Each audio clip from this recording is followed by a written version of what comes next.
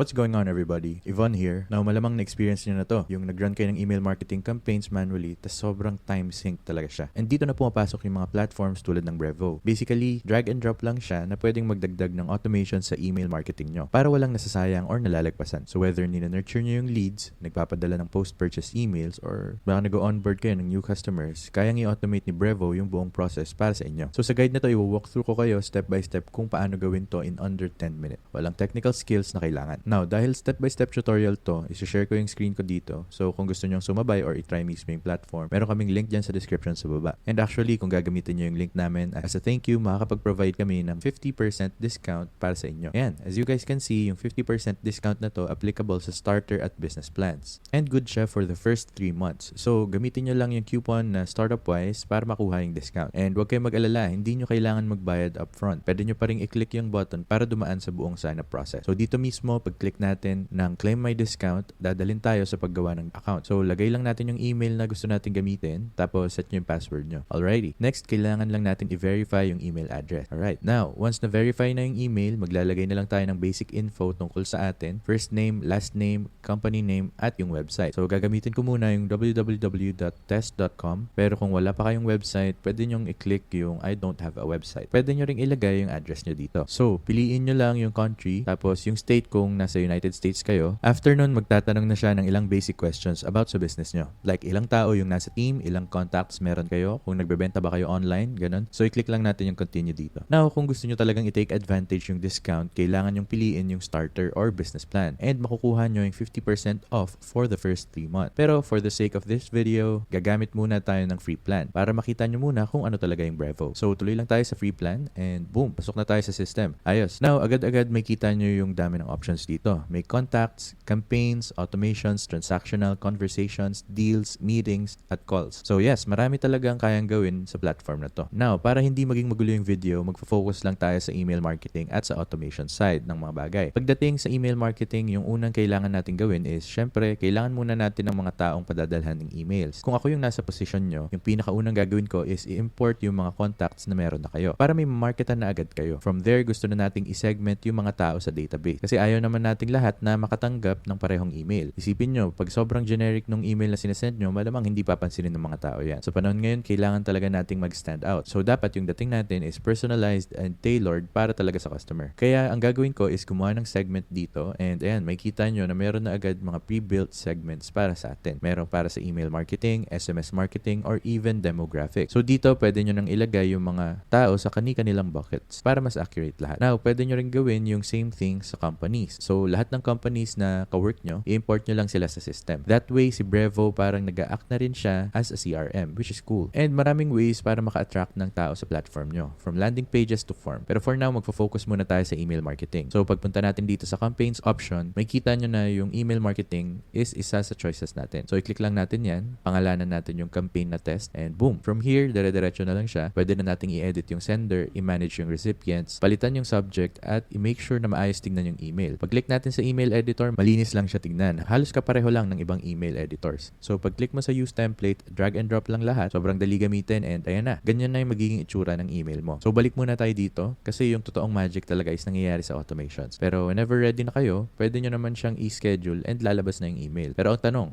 ano yung mangyayari after, di ba? Kunwari, may mga taong nag-interact, may nag-respond sa email, ano na yung gagawin natin? And dito na talaga pumapasok yung automations. Kasi kung nagsisend ka ng hundreds or even thousands of emails, imposible talagang sabayan yan ng mano-mano unless sobrang laki ng team mo. So, punta tayo dito sa automations and gumawa na tayo ng first automation natin. Now, pagbukas natin ng automation tab, ganito yung itsura niya. May kita nyo na may 3 bagay tayong tinitignan. Triggers, actions, at rules. So, ang paraan ng pag-work ng automations, isipin nyo na parang if-then logic. Kunwari, if may nag-open ng email mo or if may nag-respond, then may susunod na mangyayari. X, Y, and Z. So, ganito yung setup. Kunwari, a contact is added to a list. I-drag lang natin dito. Yan yung magiging initial trigger natin. Yan yung magsisimula ng buong automation. Now, basic list lang muna to. So, i-click lang natin yung save, pero pwede nyo ring i-specify kung anong specific list yung gagamitin. Kaya sobrang importante talaga ng segmenting. Ayos. And once na naset na natin yan, ang next question is, ano yung susunod na action? So, dito makikita nyo na ang daming options na pwede nyong gawin. Pwede kang mag-add ng contact sa list or mag-remove sa list. I-block list sila, mag-send ng email, mag-send ng SMS, mag-add ng webhook, mag-create ng deal, or kahit mag-start ng panibagong automation. Marami talagang pwedeng gawin. Pero for example, sabihin na lang natin na nag-send kayo kayo ng email. So, automatic siyang magsisend ng email. Boom. From there, pwede na tayong pumili ng specific email template na gagamitin. Maglagay ng subject line, preview text, kung anong email address